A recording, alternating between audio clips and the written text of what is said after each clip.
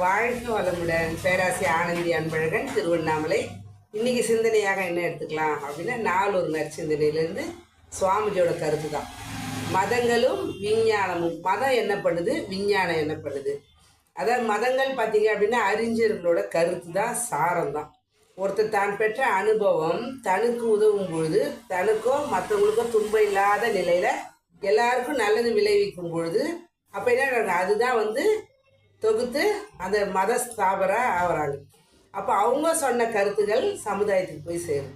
அப்போ சமுதாயத்தில் அந்த சிந்தனையோட எடுத்துக்கும் பொழுது அவங்க சிறப்பாக வாழறாங்க. சரி, இதில் விஞ்ஞானமும் என்ன பண்ணுதுன்றத சுவாமி சொல்கிறாரு. நம்ம கருத்தை எடுத்துப்போம் இன்னைக்கு.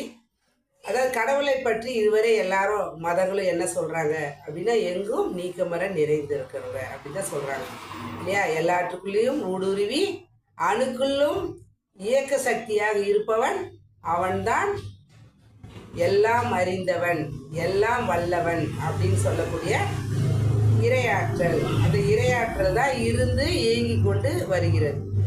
அப்போ எந்த இடத்துல யார் சொல்லுது அப்படின்னு ஒத்துக்கொள்கிறாங்களோ அதுதான் சரி. ஏன்னா இன்னைக்கு சமுதாயம் எல்லாருமே பார்த்தீங்க அப்படின்னா எல்லாம் நல்லது நினைச்சி நல்லதாக நடக்கணும்னு தான் நினைக்கிறாங்க.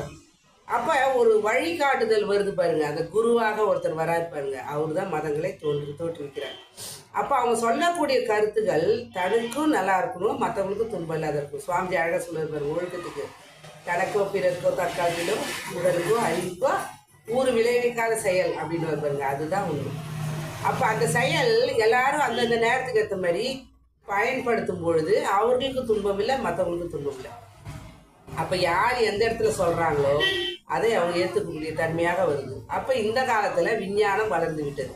இந்த விஞ்ஞான ஆராய்ச்சியால் என்ன பண்ணுது அப்படின்னா, இந்த கடவுள் தன்மையானது இந்த பிரபஞ்சத்தில் எந்த முறையில் நடக்குது அப்படின்றத இயக்கம் நோக்கம் எல்லாவற்றையும் என்ன பண்ணுதுங்க, தெரிந்து கொள்ள வேண்டும். சுவாமிஜி பஞ்சபூத நவகிரதமும் உள்ளுணர்வாக உணர்ந்துட்டார்.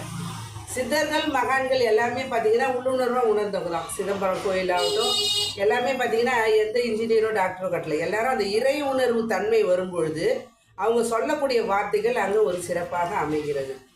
அப்போ அது விஞ்ஞானமும் என்ன பண்ணுது, அதை ஏற்றுக்கக்கூடிய வருது, கரெக்டாக வருது. ஏன் அப்படின்னா அங்கே மெய்ஞானம் வரும்பொழுது விஞ்ஞானமும் அதில் கலந்துடுது. அப்போ மெய்ஞானம் இருக்கும்பொழுது விஞ்ஞானம் கலக்கும்போது அது சமுதாயத்துக்கு சிறப்பாக போய் சேருது.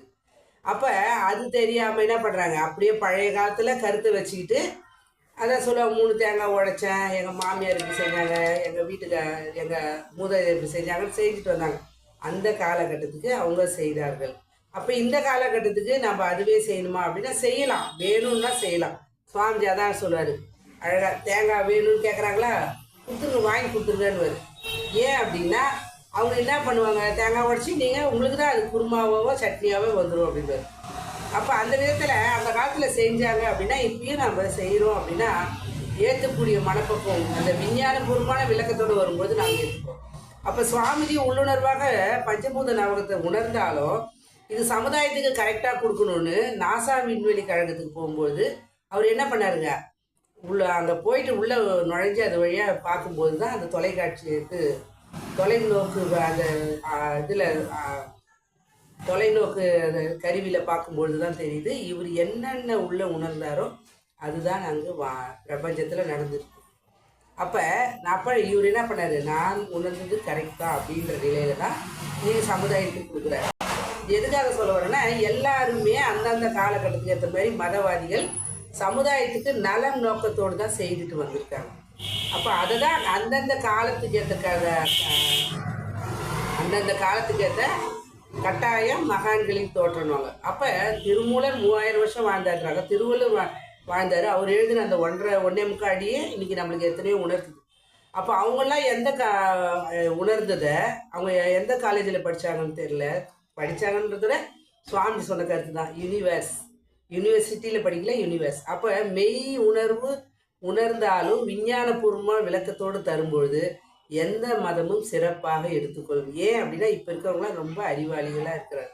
அப்போ அந்த சிந்தனையாளர்களுக்கு அவங்க சிந்தனையை தூண்டும் வண்ணம் தான் நம்ம அவங்களுக்கு கொடுக்கணும். அந்த விதத்தில் நம்ம என்ன பண்ணுறோங்க, மதங்கள் தோன்றியதும் அதனோட சாரத்தை நம்ம புரிஞ்சுக்கிட்டோம் அப்படின்னா அது நமக்கு ஒத்துமா ஒத்துக்காதா அப்படின்னு நம்ம எதை நல்லது எடுத்துக்கிட்டோம் அப்படின்னா எதை வேணாலும் சிறப்பாக செய்யலாம்.